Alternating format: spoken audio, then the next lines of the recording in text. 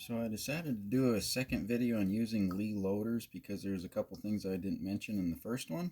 The first thing you want to do is have a tapered shotgun shell.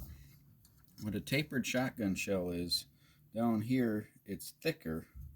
On the straight one it's the same thickness all the way to the bottom. And on these it gets thicker on the end and forms a little bit of a cone shape.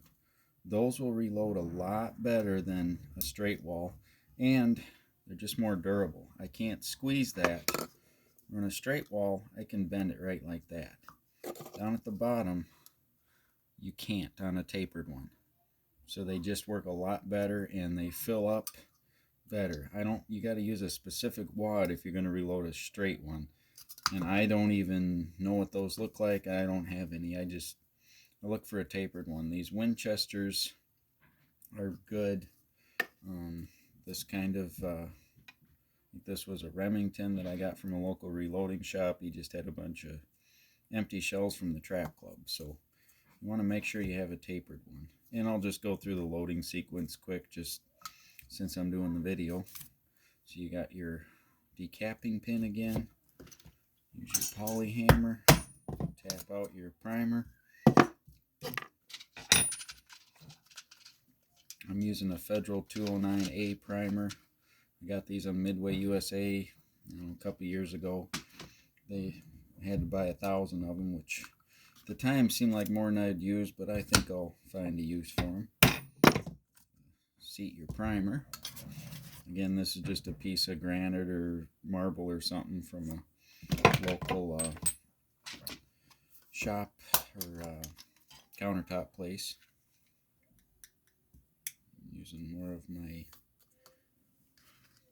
high gun powder. I want to say it was around 17 grains, 17 or 18 grains of powder, but again, get Lee powder scoops.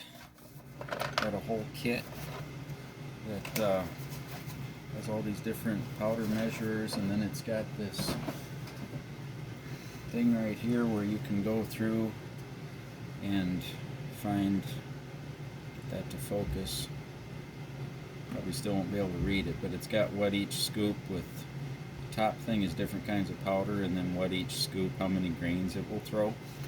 So I use these two scoops. One's a 1.3 cc and the other one's a 1 cc.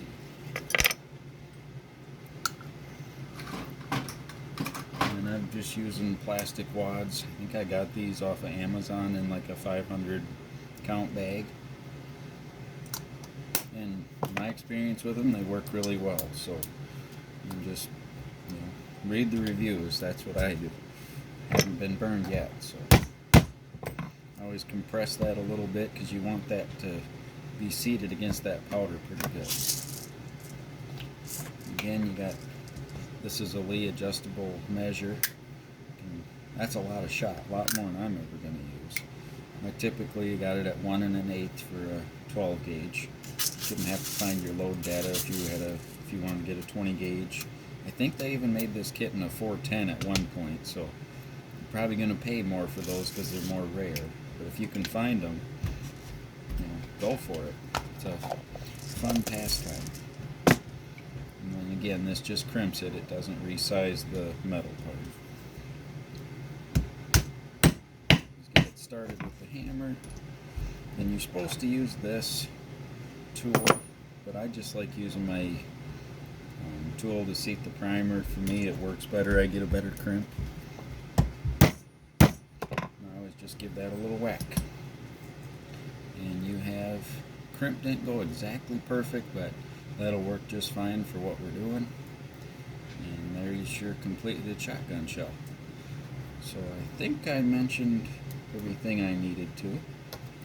And that's pretty much all there is to it, but just make sure if you're buying shells, the Winchesters seem to be better. They seem to, they're tapered, where it says Federal, great ammunition for single use, but they're not real good for reloading. See how that bends? Well, these Winchesters don't.